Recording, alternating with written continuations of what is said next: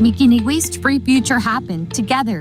Your partner for change. CalRecycle is advancing world-leading reforms to cut waste and build circular use systems for all materials.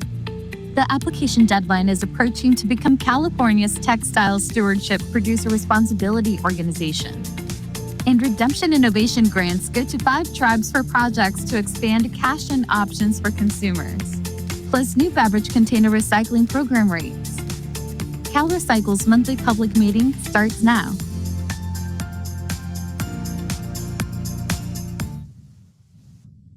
Good morning, and thanks for joining us for CalRecycle's December 2025 public meeting. A quick reminder that we will pause briefly after each agenda item to give our live Spanish language.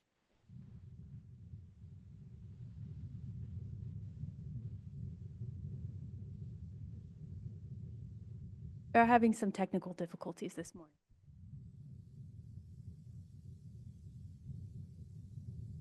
Okay, well, we'll go. We can do double mic for you. Oh my goodness, that's too much. Okay. Are also not working, so Language shouldn't apologies. be a Bear with barrier us. when it comes to protecting our air, water, and land. Here's the CalRecycle video. is simulcasting this meeting or workshop in English and Spanish. You can find the live stream links on CaliPA's public webcast webpage. If you're attending this meeting or workshop in person at CaliPA headquarters, we have interpretation devices available. Let our team know if you need one. El idioma no debe de ser una barrera cuando se trata de proteger nuestro aire, nuestra agua y tierra. CalRecycle está transmitiendo simultáneamente esta junta pública o taller en español e inglés. Puede encontrar los enlaces para la transmisión en vivo en la página web de transmisiones públicas de CalEPA, la Agencia de Protección del Medio Ambiente de California. Si asiste a esta junta o taller en persona en la sede central de CalEPA, tenemos dispositivos de traducción disponibles. Informa a nuestro equipo si necesita uno. In the event of a fire alarm, we are required to evacuate. Take your valuables and use exit signs. Do not use the elevators. If you cannot use stairs, you will be directed to a protected vestibule inside a stairwell. If relocated, exercise caution while crossing the street. En caso de que suene la alarma de incendios, es necesario evacuar. Tome sus objetos de valor y siga las señales de salida. No utilice los elevadores. Si no puede usar las escaleras, será dirigido a un vestíbulo protector. Si es reubicado, tenga cuidado al cruzar la calle. Okay, good morning. We'll try again. Thank you very much for joining us for our December monthly public meeting.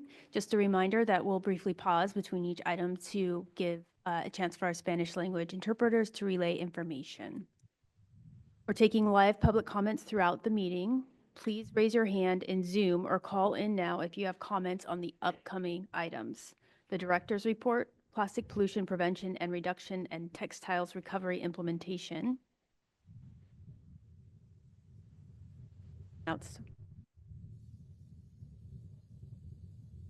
Okay, we'll try this one. Okay, our first agenda item is the Director's Report from CalRecycle's Director Helen. Right. Good morning, everybody. Thank you for bearing with us. Apparently, all of this technology went down this morning, so it's slowly coming back to life, as you can see.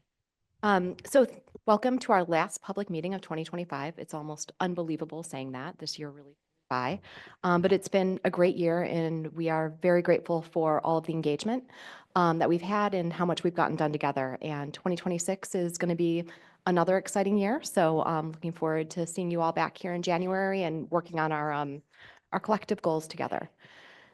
So first, I'd like to introduce 2 new members of our executive team. We're super excited to welcome Lou Safan. He is our new Deputy Director of Admin, Finance, IT, Business Services. I knew there was one more. And Lou is no stranger to public service. He's been at the state for quite some time in a number of different roles. His last role was a assistant deputy director at the Department of Rehab. He's also been at CARB, DPR, and Fiscal, and started his state service at the Department of Conservation. And his first portfolio was the Beverage Container Recycling Program. So we're thrilled that he's come back to the beverage container world and all the work that we do at CalRecycle. Lou, would you like to say a few words? Happy to support CalRecycle and happy to be here. Thanks, Lou. Welcome. We're also very excited to introduce our new Deputy Director for Policy, Linnea Whitney Skierski. Linnea has a lot of experience in our world. While she's new to state service, she's not new to the fun world of recycling, source reduction, solid waste, et cetera. Before she was with CalRecycle, she was at the Recycling Partnership, has had a lot of engagement on SB 54. Prior to that, Recyclist with a lot of engagement on 1383. And before that, the Tahoe Food Hub, a food distribution nonprofit.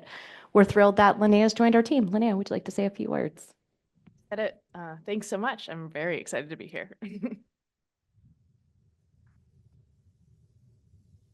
So in true CalRecycle form, we're almost a full executive team. We'll get there. One day we're going to get there. Okay, so finally, I'd like to highlight that we're in the process of finalizing California's zero waste plan with changes based on the feedback that we've received. One change I'd like to highlight is a revision to our plan's waste management, or I'm sorry, materials management hierarchy. As you can see, I hope, because I can't see on my screen, but you can see, we've changed our top tier to refuse, which we heard that a lot of stakeholders were very interested in us making sure that we started at the top of our hierarchy with refusing to use materials whatsoever. And then next on the hierarchy is rethink, reuse, and repurpose. In addition, we have made that part of our plan much more robust to give more description around those various actions on the hierarchy. And we've made a number of additional edits as well. So our plan is to release that by the first of the year. So stay tuned, and we'll have a more robust update at our next public meeting in January. Just as a reminder, the plan details 15 recommendations to get California to zero waste. And we broke them up into 8 categories that include recommendations for policy and regulation, financial mechanisms, infrastructure for circularity, research and innovation, communication for cultural and behavior change, data and monitoring, community engagement and capacity building partnership, and finally, partnerships. And then the one other update I just wanted to provide is that some have asked for our public comments on the zero waste plan, and those are posted on our website now. So next on the agenda, we have Michelle Martin, our Deputy Director for the Division of Circular Economy. Zoe, good morning, everybody. Several updates to give. CalRecycle submitted the proposed regulations for SB 54 to the Office of Administrative Law, and they're currently under review. Regulations are expected to be finalized the beginning of 2026, and you can visit SB 54 rulemaking webpage for more information. Last month's Packaging Producer Responsibility Advisory Board met, and that meeting included an update on the needs assessment, a presentation on the Plastic Pollution Mitigation Fund, and an update from Circular Action Alliance. There's no advisory board meeting happening in December, and the next meeting is scheduled for January 23rd here in the Cali PA headquarters building. You can visit the Packaging Producer Responsibility Advisory Board webpage for more updates. Up next is the Textile Stewardship update, but first, just a quick reminder about what the Responsible Textile Recovery Act is all about. California is leading the way in sustainable fashion with bold and new reforms to cut waste and pollution from textiles and apparel. Every second, a garbage truck worth of textiles is landfilled or burned. Californians toss over 1.2 million tons a year. That means higher trash bills, more pollution, and microplastics from synthetic fabrics. California's Responsible Textile Recovery Act shifts the responsibility to industry to manage the product after you're done with it. In the coming years, the industry-funded and managed program will bring convenient drop-off options to every county and require producers to collect, repair, reuse, or recycle their products. Fast fashion producers will pay more unless they design for reuse and recycling. It's a smarter system that rewards sustainability and turns textile waste into opportunity for a cleaner, healthier California.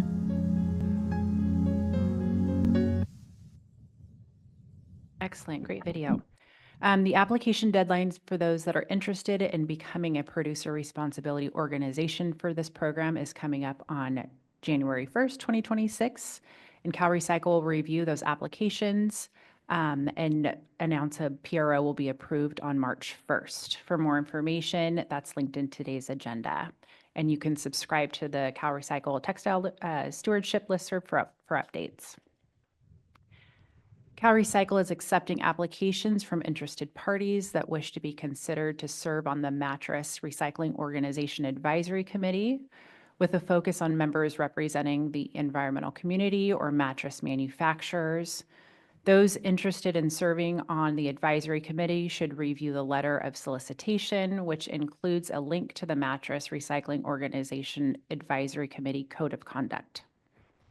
The solicitation letter is available on CalRecycle's mattress product management webpage, and applications are due on January 9th. Now let's welcome Branch Chief Lauren Barva now for information on one of our newest grant programs. Good morning, everyone. CalRecycle has released the draft eligibility, scoring criteria, and evaluation process for the Empty Glass Beverage Transportation Grant Program for public comment. The grant program helps facilitate the transporting of empty glass beverage containers from across California to processing facilities on trains. CalRecycle is looking for public feedback by December 16th, 2025. Please submit your comments or questions to the Bev Container Grants at calrecycle.ca.gov. So we look forward to hearing from you. Thanks, Michelle. Back to you. Lauren. Okay, next up, CalRecycle is awarding $4 million to one recycled glass processing incentive program applicant. The grant program offers financial incentives, assistance to glass cullet processing facilities to increase production of new glass beverage containers in the state. And we have an exciting announcement, the Beverage Container Redemption Innovation Grant Program update today. CalRecycle is awarding $8.9 million to 5 qualifying tribal entity grantees as part of the program's fourth cycle. You can see the list of grantees right here with regional diversity from Northern to Southern California, as well as Inland Empire. And grant funds will help startup costs for qualifying tribal entity recycling programs, including recycling centers, mobile unit programs, reverse vending machines, and bag drop programs. And moving on, CalRecycle is awarding $6.5 million to 25 rubberized pavement grant program applicants. This program, the maximum grant award is $375,000 for a single jurisdiction, $525,000 for a multi-jurisdictional regional applicant, and $750,000 for qualifying tribal entities. Other award, we're awarding $6 million to 184 applicants in the used oil payment program for this fiscal year. With regional applications, that's a total of 483 jurisdictions that will be receiving funding. Cities are eligible for a minimum of $5,000 and counties are eligible for at least $10,000, or an amount calculated by CalRecycle on a per capita basis, whichever is greater. And finally, I wanted to announce that the Household Hazardous Waste Grants has moved to January. We're in the last phase of that process, and I anticipate approving those awards later this week. The team will send out a message once that's posted. And a quick reminder about upcoming grant program application deadlines. Farm and ranch applications are due on January 6th. Tire Derive Aggregate on January 13th. And we're accepting applications for the Redemption Innovation Grant Program Cycle 5 through June 30th. And that's for the dealer co-ops. And I'll turn it over to Mindy. Thanks. Thank you. Now to public comments. Do we have any public comments? Do we have comments on? All right.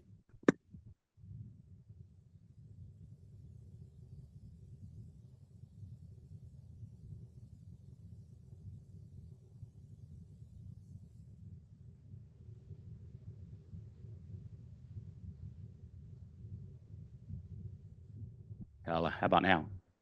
It took a double tap. Evan Edgar on behalf of the California Compost Coalition and Edgar Associates, and I've been talking about the zero waste plan for over 2 years. and have some comments on the recommendations. What I was hoping to get out of the zero waste plan was get a wood waste market development plan, because we lost 1.4 million tons of wood waste, and hopefully we're hoping that this was going to be the answer, but it's not. And I was going to use this for the upcoming scoping plan with CARB. CARB every 5 years does a scoping plan that with the greenhouse gas reductions look at the biggest bang for the buck, like what programs are going into greenhouse gas reductions that are cost effective, that are working, that are real today. And I was hoping to use this report because the 2027 plan for CARB will be Yes, yep. the scoping plan is going to get to carbon neutral by 2045, and there's so many great things about natural working lands and a carbon sink going on. So I was hoping that the zero waste plan was going to feed into the zero emissions plan by CARB, but it will not, because there's nothing quantitative about it, and no tonnages or greenhouse gas calculations that could actually aid in the help of the CARB scoping plan. So the silos do exist between CalRecycle and CARB across all boards, and the silos are not being broken down, and this report reflects the broken silos. On the policy and regulation, you're adopting a material management framework. And, there's a lot of hierarchies out there already that are pretty good, and this is cute with a lot of R's in it, but how can you not have recovery? I don't know if you want to bring it back. I have a chart right here, and it's recovery is such a big part of materials management, and it's not there. And recovery means could be bioenergy, it could be making hydrogen, making biofuels. So if the intent of this report not to have any recovery, have any organic waste goes to biofuels or bioenergy, that's a huge mistake to align policies thereof, because you're going to take this material management and review and align policies that will cut out recovery. Where's biofuels? Where's hydrogen? There's zero mention of wood waste in the zero waste plan on any type of tonnage. And you have it. This is nothing new. 2-3 years ago, I gave you a wood waste market development plan with all the tons, all the technologies, all the markets, from biomat to the PUC to hydrogen to 1383 procurement to online biomass. So it's all there. You have the data. It's not reflective here at all. And industry is at a loss because we lost 1.3 million tons, and now there's no mention of wood waste. So this report has no quantitative tonnage or any greenhouse gas reductions. Part of the scope of work with Accenture was to do tonnage modeling and greenhouse gas calculations. I just can't believe this report has zero greenhouse gas calculations about the benefit of zero waste. And for a $2 million study, it's a huge wasted opportunity. On financial mechanisms, we know there's aligned market signals with circularity and established public funding. Another analysis that was not happening was a tip fee analysis. Since 1993, the tip fee has been $1.40 a ton to fund the integrated waste management account. It's still $1.40 a ton, no CPI, nothing. We know there's no Prop 4 money. We know there's no cap and trade money coming up. There's no analysis about have a tip fee increase. That's a great opportunity for 1383 infrastructure, and there was no mention of it. It should be other states are $5 or $10 a ton. European Union's 50 to 100 bucks a ton. So not even having a discussion on analysis of that is another lost opportunity. Established sustainable public funding is, I guess we're down to the tip fee because the grant programs with tough budgets aren't there. So next one is infrastructure for circularity. The infrastructure is really important. You guys have some great grant programs on that. And the best program for circularity is the RNG program, taking organic waste, making RNG, making organic compost. And that's been a carbon negative, organic compost, carbon sink system that was beautiful. What has been undone by CARB is battery electric for the public sector.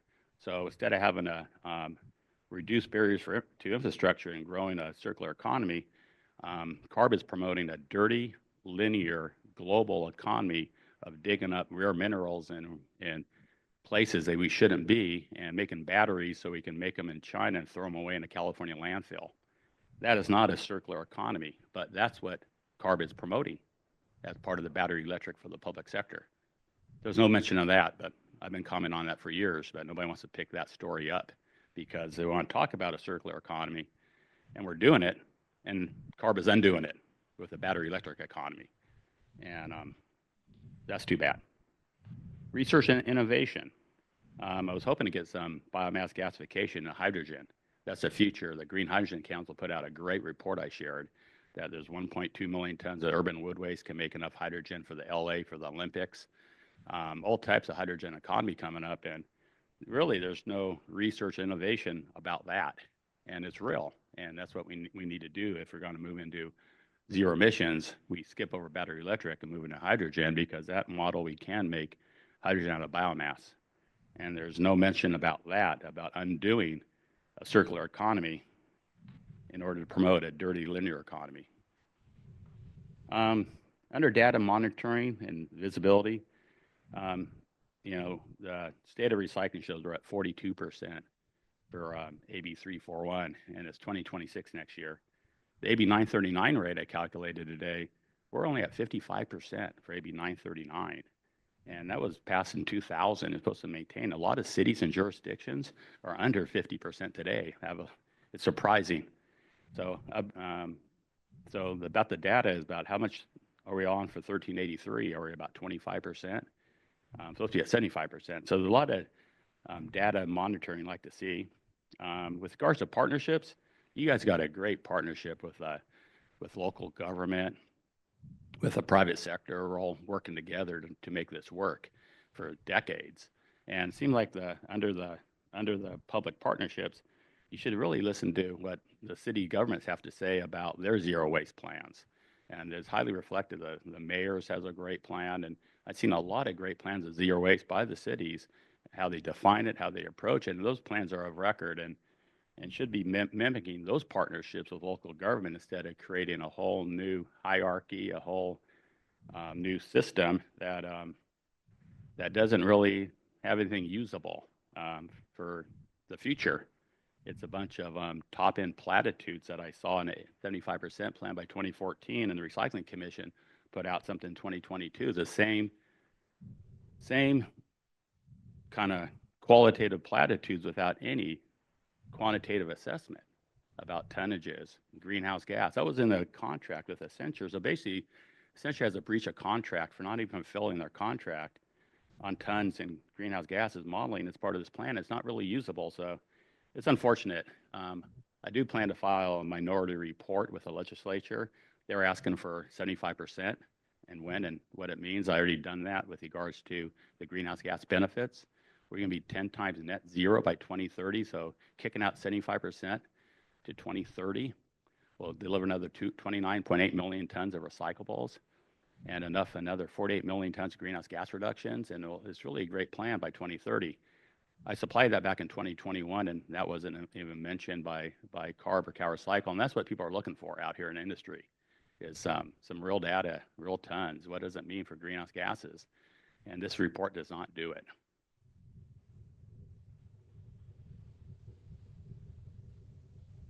Bevan?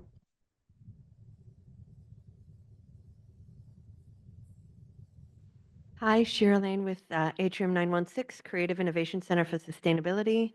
First, I want to congratulate Lou and Linnea on welcome. I just wanted to say at the Atrium right now, we are in our last week of Sustainable Santa. And this is where we focus, because now there is a 25% increase in waste generation happening during the holidays. This is where we focus on education for the consumers. Sustainable Santa is a place where you go, we tell a story, we create art installations like this, where we tell people that Santa's real job is actually protecting the North Pole, keeping it cold, because the North Pole protects the whole planet. But Santa can't do it by himself anymore. So many people are using single-use plastic and trash, and Santa's asking for everybody's help to reduce their waste. So we show them things like this. We have a game, which is our Recycle Challenge. And I wanted to share some learnings that we have. We see thousands of people a day. And we also host our Hot to Go pilot. So A big learning that we learned through our Recycle Challenge game is most people think that recycling is the same wherever they go. This is a big misconception that we try to bust. Another one is, which I think everybody recognizes, the recycling symbol. A lot of consumers think that that just means recycling. And then it divides up into two different parties. One, there's a group of people that believe in recycling and think that when they recycle a bottle, it turns into another bottle. Then there's another group of people that have completely lost all faith in recycling. And that has been due to the Chinese national sword that happened and the imagery that came out from that. And so we strongly believe that it would be wise to own up to that story and educate people on that story and telling them that now the new EPR laws that are coming out are here to help develop the infrastructure that we did not have to handle that. And our Hot to Go pilot, which is we serve hot drinks and they're all in reusable little mason jar cups. The misconception that we get a lot from companies is that people don't want reusables. And we totally disagree with that. Every time we tell people that we do only reusables, the consumers get really excited. They're like, oh, this is awesome. We're really excited somebody's doing something about it. We do a thing where they do a deposit, a $2 deposit. They bring it back, they get $2 back, or they get to keep a really cute mason jar. And it has been very, very successful. And we learned from that that the goal is to elevate the customer experience. You elevate the customer experience, turn every point of service interaction into an education opportunity. And then the kicker is the sustainability aspect. So we are happy to work with anybody that wants to find out about our learnings, what we're doing, and please come and enjoy Sustainable Santa. Thank you. Shira, thank you so much for sharing what you're doing at Atrium. Really helpful to hear the on-the-ground reflections as to what's working for our communities and what isn't. And also, thank you for sharing your reusable hot cup pilot. That's great. Do you have on the mason jars, in order for them to hold hot liquid, do they have anything around them or anything along those lines? Just out of curiosity. Yes, we do. We actually did an additional little pilot on that. We're always innovating on that. That is, we actually had little cozies that we upcycled out of jeans. And we learned that the return on those weren't coming back. We sewed them and everything else. And we were like, okay. So we now are doing with cardboard, those cardboard things. And then that can be recycled because it's not touching oil. We're like, okay, that can be recycled. So we've gone to the cardboard cozy that kind of sits on it. Awesome. Thank you for sharing. Yeah. At the end, I can provide a report on how that went, if that's helpful. Thank you. Any other comments in the room? Have any on Zoom? Yes, we have two calls on the line. Caller with the phone number ending in 9558. I'm going to ask you to unmute. Please identify yourself and go ahead with your comment.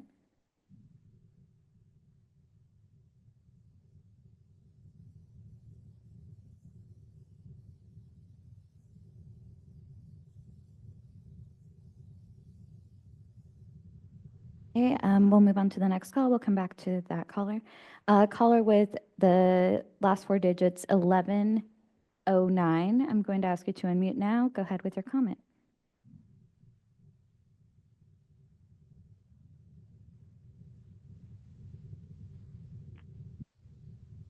Thanks. This is Heidi Sanborn with the National Stewardship Action Council. Just so you know, there's a bit of a delay when we call in to comment. Just want to wish everybody a happy holiday, but I actually am calling in to comment on the product stewardship item number 2 about CARE's revised plan. So I'll just wait until then. Thank you. Okay, thank you, Heidi. And those are all the calls we have for now. Looking ahead, please raise your hand in Zoom or call in now if you have comments on the Beverage Container Recycling Program updates, product stewardship updates, or facility permit and waiver updates. Quick reminder for the Beverage Container Recycling Program that processing payment rates have been updated and published online and are effective starting January 1, 2026. More details are linked in today's agenda. Michelle Martin has our next agenda items. Great. So we have some updates on our dealer cooperative programs and our carpet stewardship programs, and I'll invite Allison Williams to give those updates.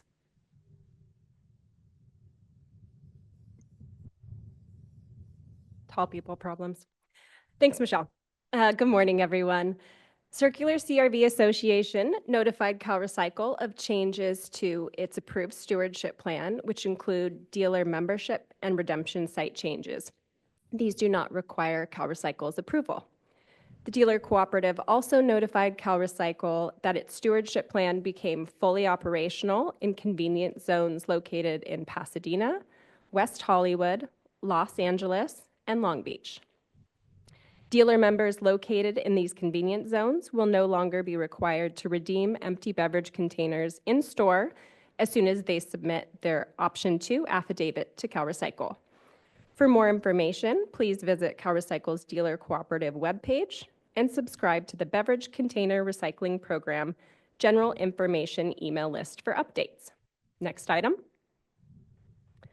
CalRecycle received Carpet America Recovery Efforts Differential Assessments Plan Amendment on November 24th, 2025, and is currently reviewing the plan amendment to determine if CARE has demonstrated compliance with the statutory, regulatory, and plan requirements.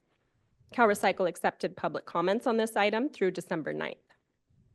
Action is needed by January 23rd, 2026, and the director's determination will be presented on a future monthly public meeting agenda. You can find the plan amendment in the public notice linked in today's agenda. Back to you, Mindy. Thank you, Allie.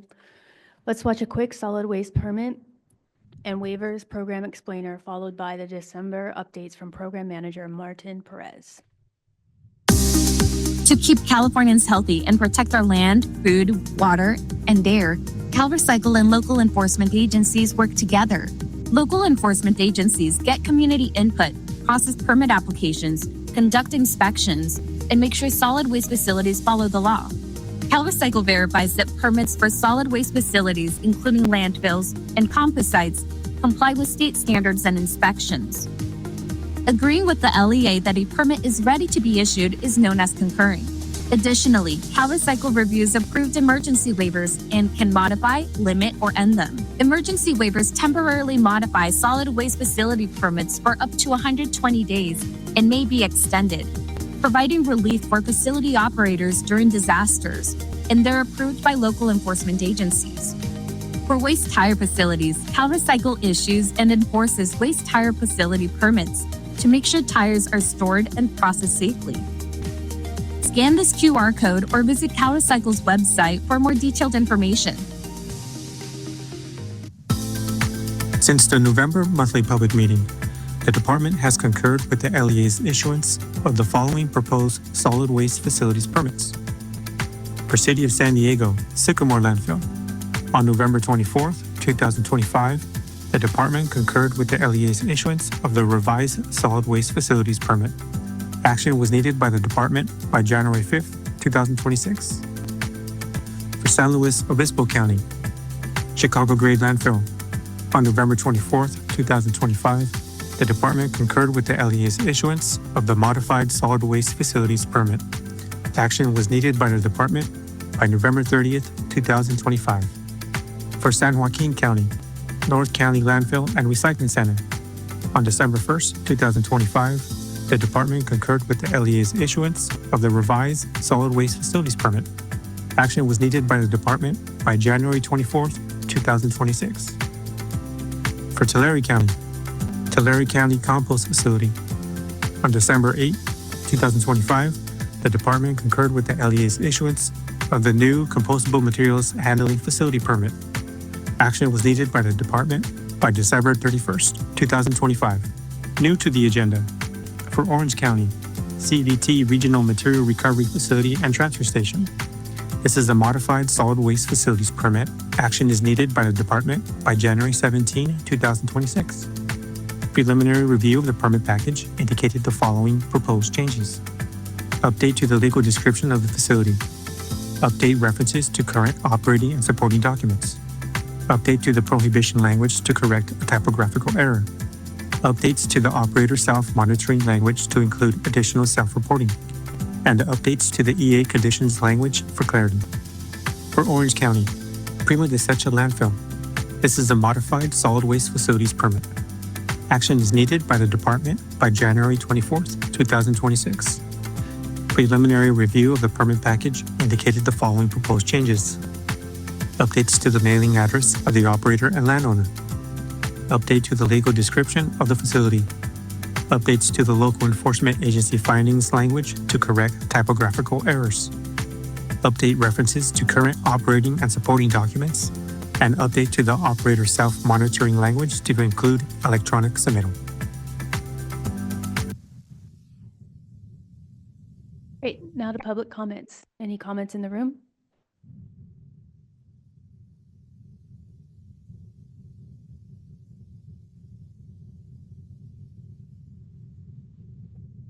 Howdy, I'm Tony Hackett from Californians Against Waste. First, wanted to thank all of the CARE staff for their diligence in overseeing that program and apologize that we didn't get our comments to you in writing sooner. But with regard to the proposed amendment to the differential assessment, we have a couple of concerns that I think some of our ally organizations are also going to uplift. First is that it could be completely inappropriate or unsubstantiated by sufficient data for there to be a switch between the commercial and residential framework. So ultimately that could result in a system that penalizes really high performing commercial carpets and stagnates innovation for already really high performing and highly recyclable residential carpets. So it could be an inappropriate framework. Secondly, we would suggest the consideration of some alternative qualitative frameworks, such as a differential based on fiber type, toxicity, et cetera, sort of working that into the eco-modulation criteria. And then lastly, given that there's really a lack of benchmark criteria to determine what triggers would be met in phase 2 to fully justify the transition to this new framework, we think it is absolutely essential that CalRecycle not approve a plan that fails to really have those guidelines and guardrails for ensuring that there is a metric for evaluating program success. So thank you for working with us on these issues, and we hope that you stay involved in the development of their plan. Any other comments in the room?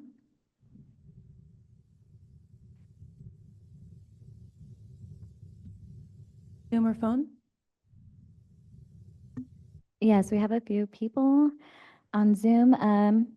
Going to ask Leonard Lang to unmute and go ahead with his comment.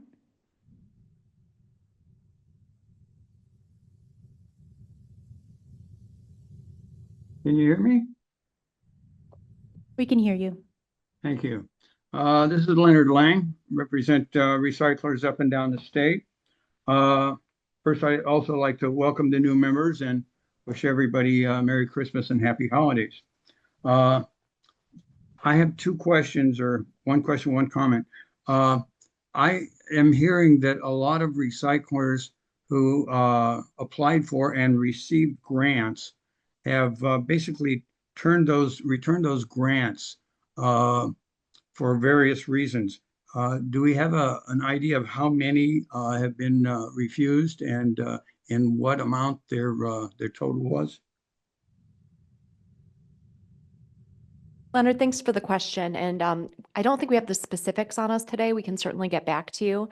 But I just want to acknowledge that with the new beverage container recycling grant programs, we're learning a lot through implementation, through working with new interested parties that we haven't connected with before. And you're correct. Several of our applicants were unable to meet all of the criteria required for us to be able to ultimately award them the grant. So there has been some money that's been returned to the pot. Some of it we've been able to get back out by doing subsequent rounds of grants. The Recycling Innovation grants are one of those.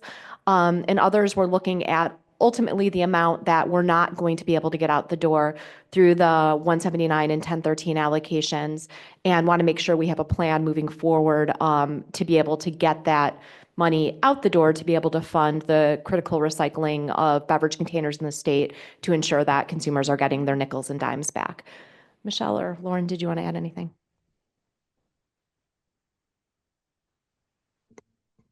Yeah, I can add, we are constantly updating our award RFA. And so the Redemption Innovation Grant Program was just updated a couple weeks ago. So you can find a current list on our website. But this is also changing from week to week. So there are a couple more that will be updated. But we keep our award RFA up to date on any changes. Okay, well, I think it'll be good to get that information when it comes out. The second thing is I'd like to thank the department for initiating rulemaking on the informal hearing. I've been dealing with it for years. Basically, I call it cheap injustice. But one of the things that I've seen in there is the ability to get discovery, and I commend you for that. I once had a staff attorney from the department yell at me, I'm not entitled to discovery, when he was unhappy with a request I made. So that is an important issue. And then this new organization that it creates, the hearing office, do you know how you'll be staffing that? Will that be with attorneys or different types of people? Leonard, thanks for the question, and also thank you for the acknowledgement on the work that our team's done on the informal hearing regulations. So to clarify, we've had one hearing officer that's been part of CalRecycle for quite some time, and a couple years back hired a second hearing officer. Those hearing officers report directly to me to maintain the independence of the decision making, and for now, that's the team. So we are established. They're fantastic hearing officers with an extensive amount of state experience, and saw the opportunity to work on the informal hearing regulations as a way to create consistency and transparency in our process. Okay, thank you. Do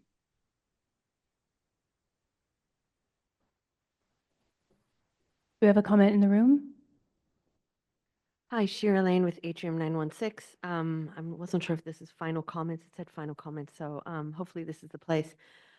We just released a TV series. It's a 6-episode TV series called Citizens of Planet Earth. Each episode is on a different aspect of waste, I would say, or material management. We have one on fashion, which is connected to the textiles.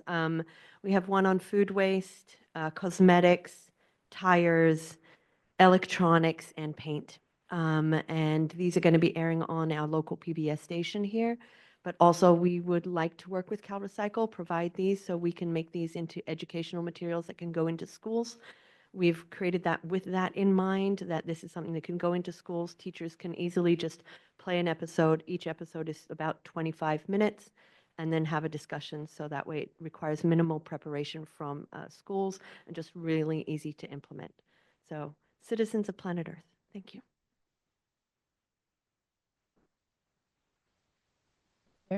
Thank you very much. Evan? Build it and they won't come. What I mean by that, I'm Evan Edgar on behalf of the California Compost Coalition, is that we build facilities and people aren't coming to take their waste. And what I mean by that is a lot of people come to California and build facilities, True North, Energia, A1, Atlas, Generate Capital. These are people who build facilities and they can't get the waste streams, and they declare bankruptcy and go away. And there's a trail of tears in California.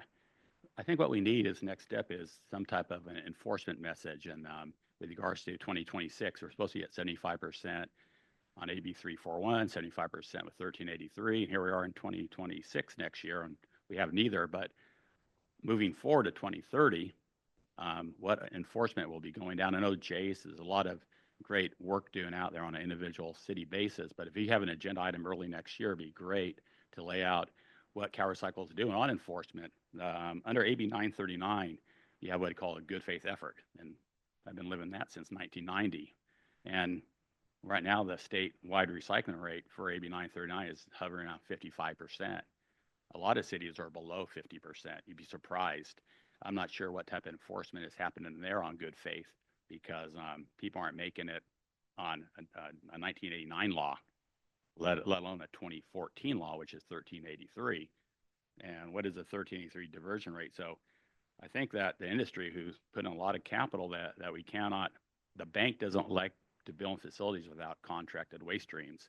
And we're seeing that a lot of cities are finally stepping up to get some type of contracted waste stream so we can go to the bank and build these facilities, compost and anaerobic digestion, which is really important. And what we're seeing on 1383, I think we're about 25%.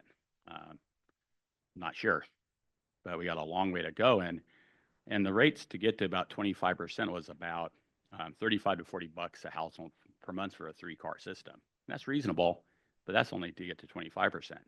Get to 75%, it's going to double. Probably be around 75 bucks per household per month. And that's, I believe, is affordable because it's linked to climate change, a lot of benefits of making carbon negative fuel, a lot of great stuff there. So as the rates increase, City of LA just went up to 70 bucks per household per month in the year 2030. I think people can understand that, but we don't know because the zero waste plan didn't get into affordability. Zero waste plan didn't talk about tip fees, rates, or anything in order to fund all this. So it'd be nice to have an enforcement plan and some type of analysis to get to 75%. The legislature asked for that in the zero waste plan, and that wasn't delivered.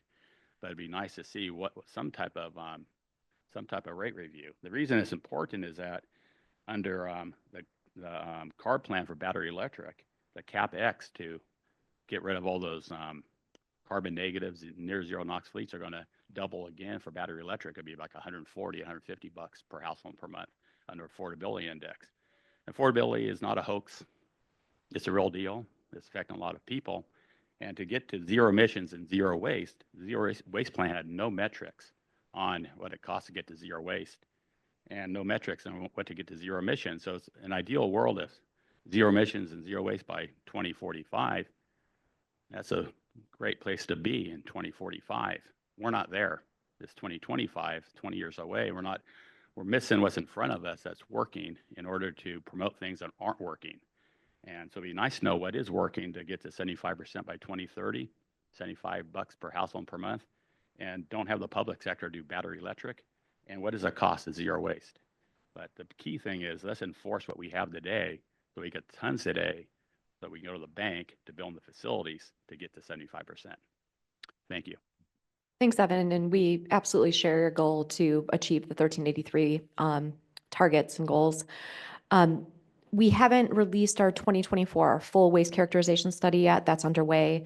We're releasing it in parts, first to achieve the statutory mandate under 54 to get out the packaging material characterization. But next year, I'm not exactly sure of the date, we'll have the full material characterization study out. I'm not going to ask Linnea because she's on week 2, 3. And she probably doesn't have it at her fingertips. She's a little bit busy with needs assessment right now stuff. But we are excited to get that out. I think you make an excellent point through many of your comments. What we need to look at is with what we're seeing in the landfill and what we're seeing in disposal, what are those fractions that we haven't successfully been able to address yet?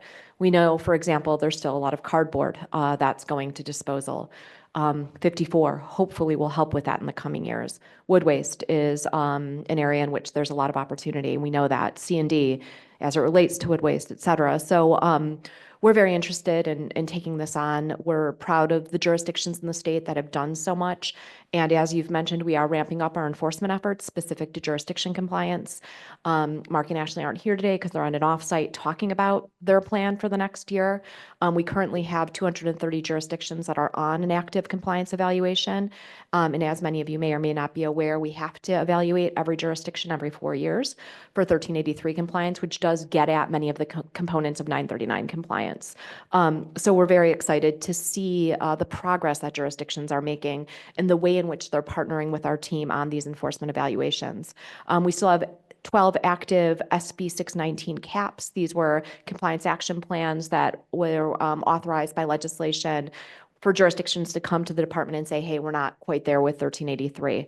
And we're seeing a lot of improvement in those jurisdictions. So we know that jurisdiction compliance is big, but we also know that behavior change, utilization of the capacity in the state, and identifying what those materials are that need additional policies and programs. And while I know we disagree on the value of the zero waste plan, what I really like about the zero waste plan is that it is a framework that can be applied more specifically to certain policies, material types, to identify how we get there, what's broken in our system right now, and what sort of partnerships and investments do we need.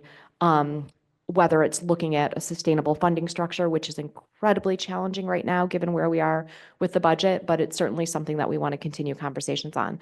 So thank you for mentioning that. We generally don't talk about enforcement strategy because that's internal to the department, but we're certainly happy to talk about our enforcement efforts as, we start seeing the successes and our challenges moving forward. So thank you for your comment. Thank you. Any other comments in the room? On the phone or on Zoom? Yes, we have 2 more comments. Let's go back to Heidi Sanborn. I'm going to ask you to unmute. Last 4 digits, 1109. Thank you. Again, my name is Heidi Sanborn. I'm the founding director and CEO of the National Stewardship Action Council. I want to also welcome the new staff. I know Linnea well, and she's going to be great in that position. And welcome to the other new staff as well. Regarding the carpet item, as the sponsors of AB 729 in 2019, we were very proud to establish the eco-modulated fee requirements in law, first in the nation. But honestly, we are constantly disappointed that to date, nothing has been implemented that has made any difference that we can discern to the producers to redesign carpets to be more recyclable. As we all know, instead, the producers in 2024 have started adding a third polymer, polypropylene, to the backing of carpet because it was cheaper, as far as our understanding, thereby making it less recyclable, and didn't even tell CARE, their own producer-run organization, about that, which tells me there's a lack of respect or influence of CARE with the producers. But it was only discovered through the carpet recyclers, finding out through their lab tests. It wasn't an open communication. But this is proof that to date, the eco-modulation as it's been implemented in California is definitely not working as designed. And so this proposal that they've submitted as the third update on how they're going to do it is critically important. And we're very concerned with what we saw in this proposal again. The major problem is that it completely ignores the bonus and malus fees where they are to be implemented as the products are sold. That's where it makes the difference, not years and years later. 7 to 15 years later is the proposal. When it's being removed from the home, that is not an economic driver. That is literally an embarrassment to California if this is approved. Nobody in the world is doing anything this out of alignment with the intent of eco-modulation. So what we recommend is that you quickly disapprove the amendment and ask for a quick resubmittal to ensure that the producers that have added the third polymer are going to be paying high malus fees for contaminating the stream, and enforce against CARE immediately for failing to follow their approved plan, because it says in the plan that they're going to complete a subsidy analysis, which will be performed in consultation with the recyclers by Q3 of 2026. Well, it said in their plan that you've approved that every year, twice a year, they're going to do this. And they haven't given you an update since Q4 of 2022.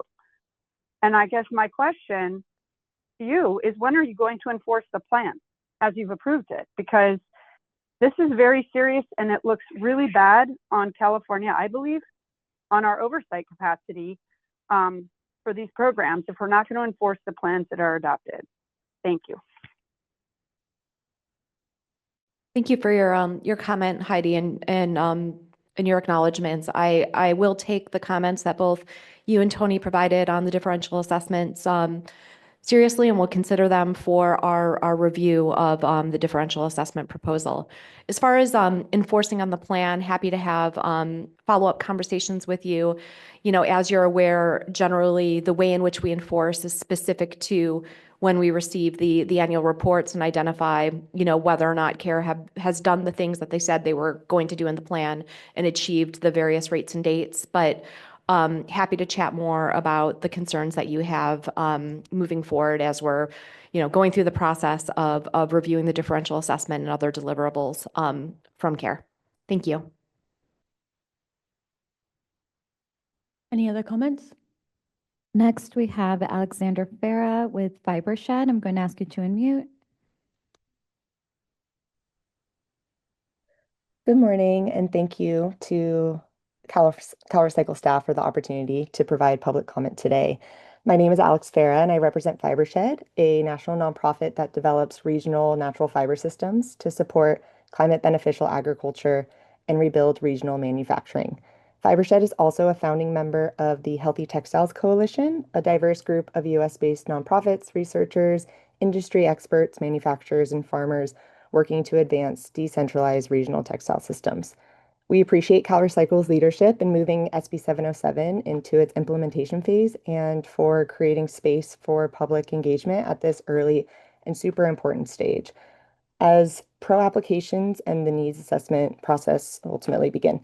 Specifically, I'm here today to ask CalRecycle to consider some key items we listed in our comment letter back in July as you develop the program's regulations and evaluate pro applications for the Responsible Textile Recovery Act. The stated intent of SB 707 is to create an EPR program that emphasizes repair and reuse and minimizes generation of hazardous waste, generation of greenhouse gases, environmental impacts, environmental justice impacts, and public health impacts. This is no small task, given that the textile industry is plagued by overproduction, made possible by artificially cheap plastic fibers and the unjust and unregulated dumping of textile waste here and abroad. Fossil carbon-derived textiles will always have a negative impact on society, particularly on frontline communities. The aims of the overall chapter and that of Section 42984.10, paragraph N, cannot fully be achieved without a significant reduction in the production and sale of fossil carbon textile products. Therefore, we urge CalRecycle to adopt regulations that require the producer responsibility plan to limit fossil carbon-based textile production, incentivize natural fiber production, and provide for infrastructure investments to support California-grown natural fiber textile production, processing, repair, upcycling, and reuse. Additionally, CalRecycle needs to ensure the EPR program fee is high enough to both fully internalize the costs of waste management, including public education, processing infrastructure, and research, along with being set high enough to avoid a pay-to-pollute incentive. The fees should be based on California's sales volumes on a per new garment basis and account for all new garments put on the market. The eco-modulated fee structure should account for a material's environmental justice impacts on regional and international communities. We believe 100% natural fiber textiles and California-sourced natural fibers that are not treated with chemicals on the DTSC's candidate chemicals list, including pending chemical additions, should incur lower fees. To ensure all waste management streams are properly funded and follow California's hierarchy of waste management practices, we recommend a minimum of 29% of program funding go to repair, upcycling, recycling, and reuse operations, with a minimum of 80% of that funding go to repair, reuse, and upcycling programs. In addition, a minimum of 10% of the funding derived from program fees should be invested in California's regional natural fiber manufacturing infrastructure. Additionally, strong minimum standards must also be set for which collection programs can qualify for fee reductions or funding so as to discourage waste colonialism practices. At present, existing collection programs are not 100% guaranteed to divert clothing from landfill or offshoring. For example, the Cantamonto market in Acargana receives 15 million garments per week, around 40% of which is considered unsellable and discarded as waste. Pursuant to Section 42984.21, paragraph D, CalRecycle shall deposit all penalties collected pursuant to this section into the Textile Stewardship Recovery Penalty Account. We urge CalRecycle to ensure that communities on the front lines of receiving undue quantities of textile waste are the beneficiaries of this remediation fund. This includes distribution to international secondhand markets and not only limited to statewide programs. It is widely known that communities currently receiving California's textile waste carry the economic, environmental, and human health burden from the overproduction, overconsumption, and subsequent secondhand shipments of material that falls out of our endemic secondhand markets and is distributed through textile industry take-back programs. We thank CalRecycle for your time and consideration of these recommendations and know that a lot of these decisions are ultimately made by the applicant that is currently going through the application process. But we thank you for your dedication to this work and hope you have a great holiday. Thank you. Any other comments? Yes, we have one more caller on the line. Caller with the last four digits, 9558. I'm going to ask you to unmute.